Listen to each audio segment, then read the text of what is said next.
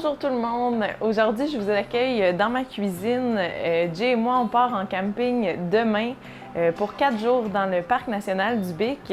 Puis, c'est moi qui est en charge de la préparation de nos repas pendant cette semaine-là. Donc, je vais vous partager une recette aujourd'hui de muffins santé. En fait, ma version de muffins que j'ai adaptée. J'ai une intolérance au lactose et au gluten. Et souvent, quand je dis ça aux gens, les gens pensent que ce que je mange, c'est plate, que ça n'a pas de saveur, puis que j'ai jamais de fun dans ce que je mange. Bien, aujourd'hui, je vous partage ma recette pour vous prouver que c'est accessible, c'est facile et on peut faire vraiment de la bonne nourriture, là. Adapter les recettes traditionnelles à du sans gluten, du sans lactose, mais en gardant beaucoup de plaisir. Donc, je vous prépare ça aujourd'hui. Donc, vous allez avoir besoin d'une tasse d'avoine, d'un scoop de protéines en poudre. J'ai pris saveur chocolat, mais vous pouvez aussi prendre à la vanille ou toute autre saveur. Vous pouvez également prendre une autre marque, mais moi, c'est ma marque favorite. Puis comme je suis intolérante au lactose, bien, je ne peux pas prendre de whey ordinaire, même la ISO, je la digère mal. Donc pour moi, c'est mon choix. Vous pouvez avoir le code promo sur leur site internet en utilisant Sanadora10 pour avoir 10 % de rabais.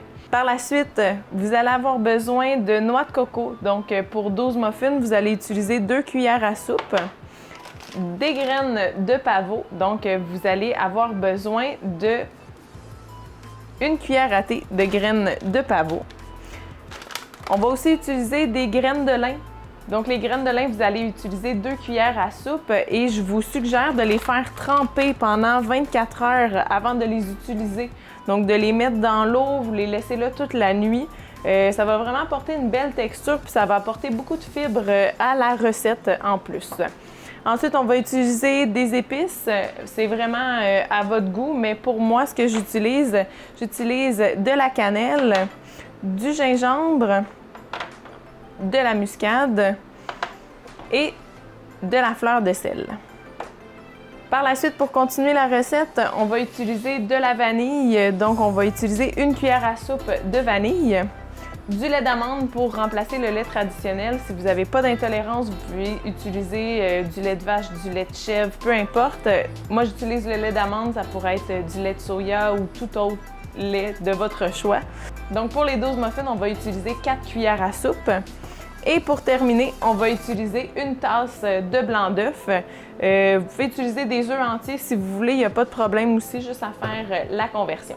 Donc, on va commencer avec les ingrédients secs. On commence par mettre tous les ingrédients secs ensemble. Donc, l'avoine, la noix de coco. Et là, comme je vous dis, moi, je fais la recette en double.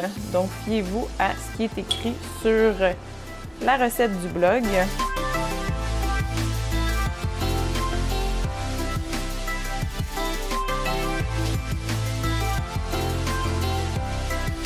Pour les épices, moi, personnellement, j'y vais à l'œil. Vous pouvez y aller mesurer si vous voulez être certain d'avoir la bonne quantité, mais moi, j'y vais au feeling.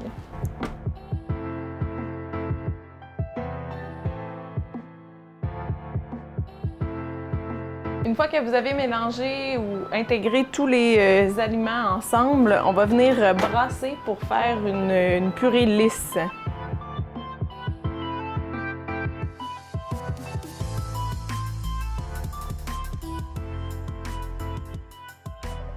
Une fois que tous vos ingrédients sont bien mélangés ensemble, on va ajouter 1 tasse de fruits congelés. Moi, j'utilise des baies, mais vous pourriez utiliser les fruits de votre choix.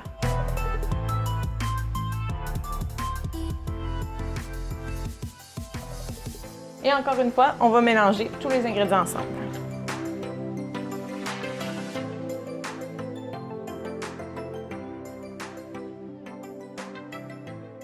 J'ai tout le temps peur d'oublier des ingrédients dans cette recette-là parce que j'y vais toujours de mémoire, mais des fois, ma mémoire, elle me joue des tours puis j'oublie de mettre des ingrédients. Fait que là, j'ai l'impression d'avoir oublié quelque chose puis je sais pas c'est quoi. Je pense que c'est correct. Sinon, des fois, je m'en rends compte une fois qu'il est dans le four que j'ai oublié des ingrédients. Puis cette fois-là, ben, ça donne une recette un peu différente. Donc, utilisez cette base de recette-là pour vos muffins, mais vous pouvez venir la modifier, mettre du cacao dedans pour faire des muffins au chocolat, faire une version muffin aux bananes, muffin aux carottes, pourquoi pas. Donc, laissez aller votre imagination. Donc, on va mettre ça dans des moules, puis on va ajouter le chocolat par la suite. Donc, moi, je suis assez gaffeuse quand je viens à mettre le mélange dans les moules à muffins. Donc, j'utilise une petite tasse à mesurer que je vais utiliser comme une grosse cuillère, puis je vais mettre ça dans les moules. J'essaie toujours d'avoir des gros fruits, des gros morceaux de fruits dans chacun des muffins parce que ça fait super bon quand on vient croquer dedans. C'est vraiment juteux quand on vient mettre des fruits à l'intérieur. Fait qu'on essaie de répartir ça de façon égale dans chacun des moules.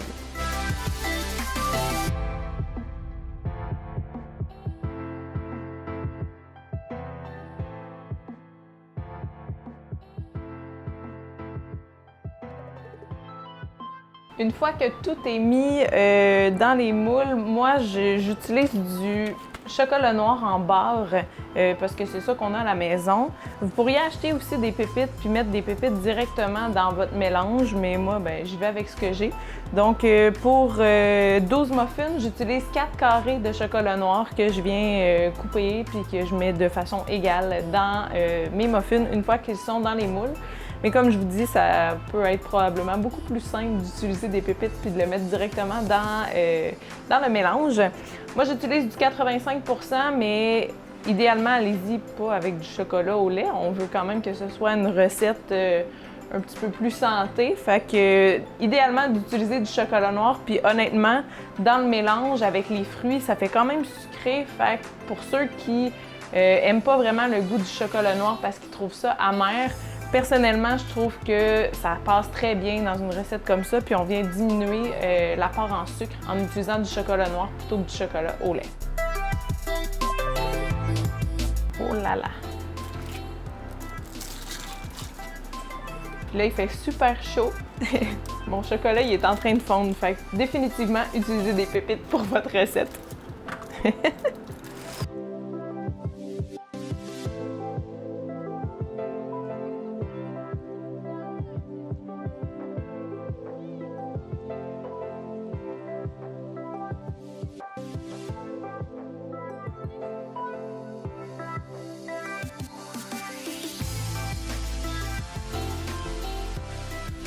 OK, donc ici, j'ai fini de me battre avec mon chocolat. Donc définitivement, à la maison, utilisez des pépites de chocolat que vous allez ajouter à votre mélange avant de les mettre dans les moules. Ça va être un mot vraiment plus pratique et intelligent, surtout en pleine canicule.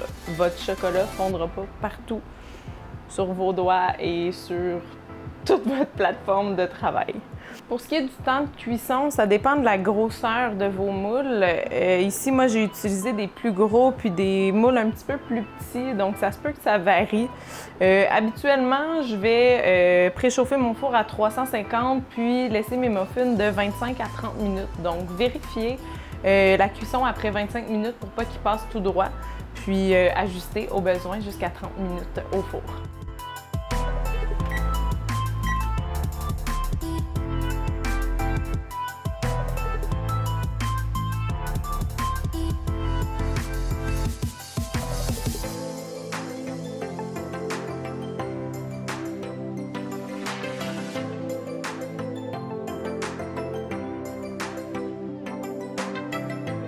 Une fois que vos muffins sont complètement cuits, laissez-les refroidir pour un bon 10-15 minutes pour ne pas vous brûler.